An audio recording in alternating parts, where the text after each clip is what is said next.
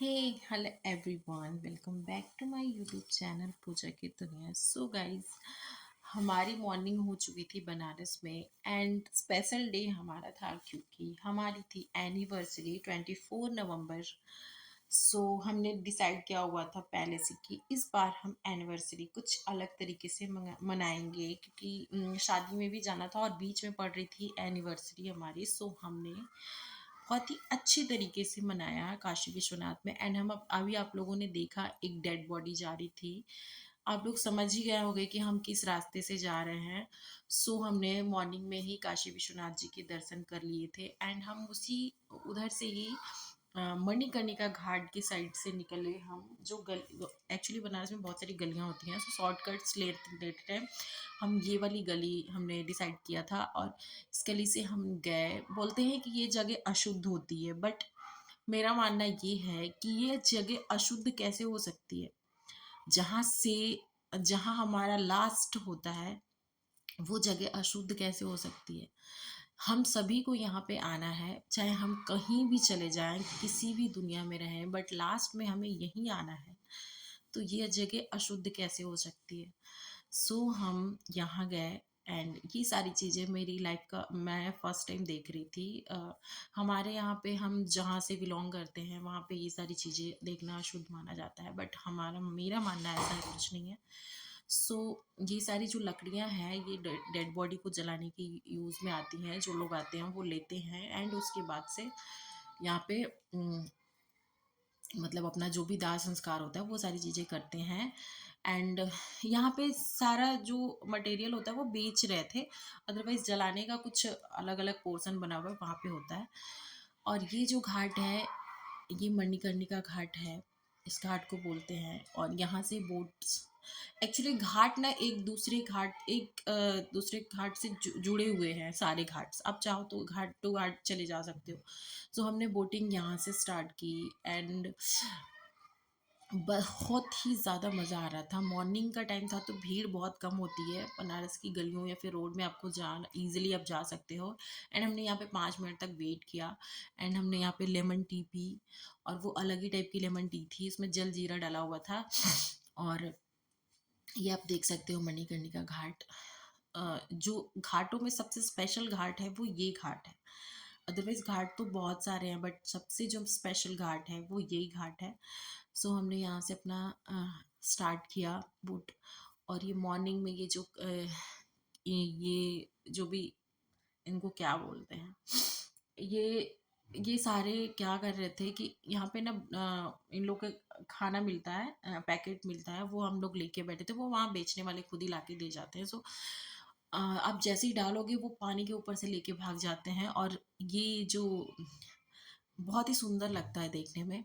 And वो आपके हाथ पे से भी ले जा सकते हैं, मतलब इतना वो रहता है. पहले तो मुझे लगा कि इन लोग मछलियाँ पकड़ रहे हैं, बट ऐसा कुछ नहीं होता. वो खाना को ही लेते हैं. अदरवाइज मछलियाँ तो नहीं होती हैं शायद, ही उतनी ज़्यादा नहीं होती होंगी घाट के किनारे क्योंकि बोटिंग बहुत होती है. तो बोटिंग जहाँ होती है वहाँ मछलियाँ कम हो जाती हैं अपने आप ही. सो जो मॉर्निंग के टाइम ये व्यू आ रहा था ना वो सच में इमेजिन भी आप नहीं कर सकते हो कितना सुंदर लग रहा था. मैंने रील्स में देखा था, फोटोज में देखा था, वीडियोस में देखा था, टीवी पे देखा था ये चीज़. बट जो जो फील आप वहाँ जाके करोगे वो आपको उसमें नहीं आएगा, फोटोज वीडियोस में नहीं आएगा. तो सच में बहुत खूबसूरत था. और अगर आपको बनारस घूमना है तो आप सुबह सुबह घूमो और सुबह में बोटिंग करो, बहुत अच्छा लगेगा. सनराइज जो होता है वो उसका अलग ही मज़ा होता है. इवन सनसेट में भी अच्छा ही लगता है, बट बहुत भीड़ हो जाती है सनसेट के टाइम तक. बनारस 10 बजे तक आप अगर विजिट कर रहे हो तो 10 बजे तक मॉर्निंग में आप विजिट करो, आप एकदम आराम से विजिट कर सकते हो. इवन रोड में भी उतना रस नहीं होगा, मार्केट में भी उतना रस नहीं होगा. इवन दुकानें 10:30 11 बजे तक खुलती हैं. मंदिर में दर्शन आप इजीली कर सकते हो, बोटिंग आप इजीली कर सकते हो, सारे घाट को इजीली आप अच्छे से देख सकते हो. और ये जो 10 घाट के दर्शन हमें आराम से हो गए पूरे। और हमें बस कितने पैसे लगे, तो 200 सिर्फ लगे थे, क्योंकि हम वो वाली बोट में गए थे, बहुत सारे लोग थे। आप अगर सिंगल बोट करते हो तो 1000 ऐसा लगता है कुछ। हाँ, ऐसा कुछ 1500 के आसपास लगता है। बट अब ऐसा कुछ करने की आपको ज़रूरत नहीं है, आप आराम से इसमें घूम सकते हो, ऐसा कुछ भीड़ नहीं होता, इजीली आप, बल्कि 10 लोगों के साथ घूमो तो वो ज़्यादा अच्छा लगता है। सो हमने बहुत ही सुंदर से तरीके से, आप लोग देख सकते हो, बहुत ही इंजॉय किया हमने, और बहुत ही अच्छे तरीके से। बाबू तो बहुत मज़ा कर रहा था, उसको बहुत मज़ा आ रहा था उनको खाना देने में, और वो थोड़ा थोड़ा खाना दे रहा था। हम सबका खाना ख़त्म हो चुका था, बट उसका खाना बचा हुआ था, अब धीरे धीरे सबको दे रहा था। इवन उसने मेरा भी खाना ले लिया था कि मैं ही दूंगा। सो मुझे तो वीडियोस वगैरह बनानी थी, तो सो मैंने उसको दे दिया था। वो अपना आराम से इंजॉय कर रहा था अपना एक जगह बैठ के। और बाबू की एक आदत अच्छी है कि वो बोट में ऐसे कूदना फानना ये सारी चीज़ें नहीं करता है। इवन उसको भी पता है कि नहीं, यहाँ पे रिस्की है। सो आराम से बैठ के वो इंजॉय कर रहा था अपनी चीज़ों को। और आप ये दे सकते हो, जो घाट है, घाट तो सभी अच्छे लगते हैं। स्पेशल मणिकर्णिका घाट इसलिए है क्योंकि वो स्पेशल है। स्पेशल इसलिए है क्योंकि वहाँ पे हमें वो चीज़ें देखने को मिलती है। आप फोटोज़ वीडियो में देखते हो, ठीक है, बट वो जब वहाँ पे जाओगे तो जो महसूस होता है वो आप वीडियोज़ के थ्रू ये सारी चीज़ें इमेजिन नहीं कर सकते हो, या फिर आप समझ नहीं सकते हो कि हम जिस चीज़ के लिए इतना भागते हैं, मतलब सब चीज़ों के लिए, मुझे ये चाहिए, वो चाहिए, हम ये भी कर लेते, वो भी कर लेते, लेकिन लास्ट जो होता है वो क्या होता है, मतलब हम जब तक हैं तब तक सभी की इच्छा होती है हमें ये वो, इवन हमारी खुद की भी रहती है, बट लास्ट में हमारा जो आखिरी, हम सबको छोड़ के वहाँ पे अ, इस मिट्टी, पानी और ये सारी चीज़ों में वापस से हमारी बॉडी विलीन हो जाएगी। सो लास्ट में कुछ नहीं बचता है, कुछ भी नहीं। हम अगर किसी के लिए कर रहे हैं या फिर हम खुद के लिए भी कर रहे हैं, तो वो सब यहीं रह जाने वाला है। सो वहाँ जाके बहुत ही सुकून मिला मन को, एंड बहुत ही शांति मिली। और ये जो घाट के किनारे जो बिल्डिंग्स हैं वो बहुत ही पुरानी बिल्डिंग्स हैं। तो इसमें जो बहुत बड़ी बड़ी बिल्डिंग्स हैं उसको होटल में कन्वर्ट कर दिया गया है, और वो बहुत ही कॉस्टली होता है। इवन वो सब अफोर्ड नहीं कर सकते। और बिल्डिंग्स जो पुराने हैं वो बहुत ही अच्छे लग रहे हैं, मतलब अच्छे दिखते हैं। और मंदिर में मंदिर इवन 80% तक सब नया हो गया है मेरे हिसाब से, पुराना बहुत कम ही है। सो ये थी हमारी बोटिंग, और बहुत मज़ा आया हमें बोटिंग में। एंड लास्ट में हम उतरते टाइम, हम मणिकर्णिका घाट ना उतर के, हम उससे पहले एक घाट था उस पे उतर गए। उस घाट का नाम मुझे याद नहीं है, एक्चुअली 10 घाट थे, उसमें से आप कितने भी घाट के नाम याद करोगे। तो वहाँ से मेन मार्केट जो था वो बहुत पास था, इसलिए हम वहाँ उतरे, और वहाँ से फिर हम पैदल ही चले गए। और आपको वहाँ पे पैदल ही घूमना पड़ता है। और ये आप देख सकते हो, हम लोग नहा के आए हुए थे, तो मैंने तो नहीं, पर बाबू ने और बाबू के पापा ने। सो हमने इन मतलब पानी वानी छिड़क लिया, मुंह वगैरह धो ले, क्योंकि ठंडी बहुत थी, तो ठंडी से भी बचना था। एंड ये गलियों में हम जब जा रहे थे, तो ये वहाँ का स्पेशल डिश है, इसको मलाइयो बोलते हैं। और मैंने पहली बार इसको देखा कि ये बनता कैसे है। एक्चुअली जो मार्केट में वो बना के आपको शॉप में रख देते हैं, बट ये जो गली गली में था वो यहाँ पे बना रहे थे। तो मैंने उनसे पूछा भैया से, तो उन्होंने बताया कि ये ऐसे बनता है करके, और बहुत ही टेस्टी लगता है। एंड उसके बाद हमने खाया पिया, एंड हम रूम्स पे आए, एंड उसके बाद हम आ गए अपने घर, कैब बुक करके मैं आ गई घर। और आप लोग देख सकते हो कि, एंड मैंने क्लिप शायद शूट नहीं किया हुआ है, हमने कुछ शॉपिंग भी किया हुआ था, वो मैं आपको आराम से बाद में शॉपिंग का ब्लॉग दिखाऊंगी, उसमें दिखाऊंगी।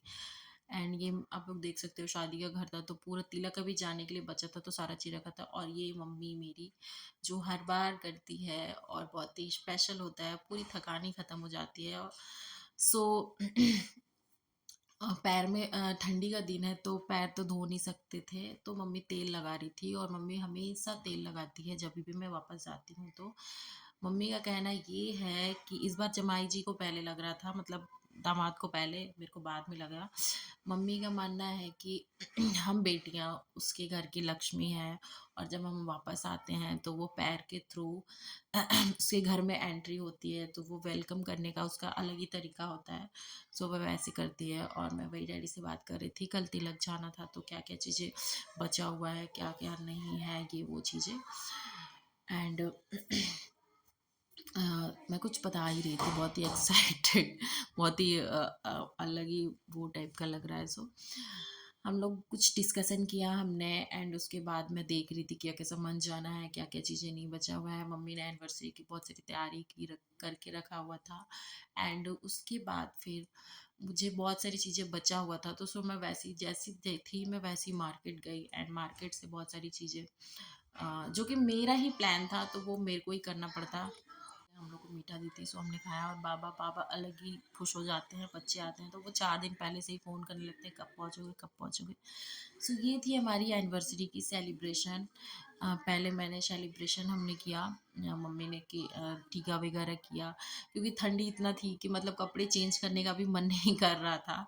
सो हमने कुछ ज़्यादा चेंज वेंज नहीं किया, बस ऐसे ही हम ने केक कटिंग कर ली अपनी, क्योंकि नेक्स्ट डे तिलक था और शादी का था तो उतना मन नहीं किया। ऑलरेडी हमने बनारस में हम काफ़ी घूम चुके थे तो वो और थक चुके थे बहुत ज़्यादा ही। सो इस बार बाबा के साथ एनिवर्सरी सेलिब्रेट किया हमने, और बाबा बहुत ज़्यादा खुश थे। हम लोग जाते हैं तो वो बहुत खुश हो जाते हैं, और हमें भी अगर हम घर जाते हैं तो एक ये रहता है कि बाबा से मिलना है, क्योंकि बच्चों को अपने बाबा दादी से लगाव होता है, मेरा मानना ये है। और हम लोगों को तो बहुत ज़्यादा ही है, मतलब हम अपने मम्मी पापा से भी पहले अपने बाबा दादी को रखते हैं। सो वो हमारे साथ आके बैठे हुए थे, और हमने केक कट किया, फिर हमने सबको खिलाया केक, एंड बहुत ही मज़ा आया। 10 साल होने को जा रहा है, मतलब 9 ईयर कंप्लीट होके 10वां लग चुका है मेरी शादी को। फर्स्ट बार मैं मायके में सेलिब्रेट कर रही हूँ। 1 साल और शादी में मैं गई थी, बट उतना सेलिब्रेट नहीं हो पाया था क्योंकि शादी थी मौसी के लड़के की, तो आधा लोग घर में थे आधा लोग वहाँ थे, तो ऐसा कुछ बस बाहर खाने खाने चले गए थे। बट इस बार अच्छे से सेलिब्रेट हुआ और बहुत ही ज़्यादा खुशी हुई। अ, अपने माँ बाप के साथ सेलिब्रेट करके सभी को खुशी होती है, सो मुझे भी हुई। हर साल तो नहीं होता, बट कभी किसी साल हो जाता है तो वो बहुत ही खुशी मिलती है। हर साल सेलिब्रेशन तो दूर जाना भी बहुत पॉसिबल नहीं होता, हर साल साल में एक बार जा पाती हूँ मैं, तो वो मेरे लिए बहुत ही स्पेशल होता है। एंड ये वीडियोस थी, मुझे पता नहीं था कि वीडियोस भी है, तो मैंने बहुत सारी फ़ोटोज़ ऐड कर दी थी। फिर मैंने लास्ट में देखा तो वीडियो भी थी, तो सो मैंने वीडियो भी ऐड कर दिया। और इस बार जो गिफ्ट था मम्मी ने अपने दामाद के लिए लाके पहले से रखा हुआ था, और मेरे लिए मैं बाद में ख़रीदी थी। सो मैं इसके लिए बहुत गुस्सा हो रही थी कि मतलब मेरे लिए तो नहीं लाई थी और उनके लिए ले आई थी। एंड वो गिफ्ट भी मैं आप लोगों को दिखाऊंगी। वो सिल्वर की चांदी की दुर्गा माता थी। वो मैं जब सारा सारा गिफ्ट का ब्लॉग बनाऊंगी तो मैं उसमें शेयर करूंगी आप लोग के साथ। और ये मेरी छोटी सिस्टर है जो कि डांस करने का उसका बड़ा मूड था, लेकिन वो कर नहीं पा रही थी क्योंकि सब लोग थे। अदरवाइज नेक्स्ट डे से ही वो दरवाज़ा बंद करके अपना, उसको डांस करना नहीं आता है बट उसको बहुत प्रैक्टिस की थी कि नहीं मुझे डांस करना है, तो थोड़ा बहुत कूद ले रही थी। और उसके बाद ये हुआ केक कटिंग, और हर बार की तरह बाबू ने ही केक काटा और सेलिब्रेट हुआ। और उसके बाद उसने खुद ही खाना स्टार्ट कर दिया था। और ये केक कटिंग वटिंग होने के बाद मैं गई थी, मैंने कुछ कुछ चीज़ें तिलक की रह गई थी। सो गाइस ये ब्लॉग यहीं पे एंड करते हैं, और वीडियो को लाइक करिएगा, शेयर करिएगा, सब्सक्राइब करिएगा।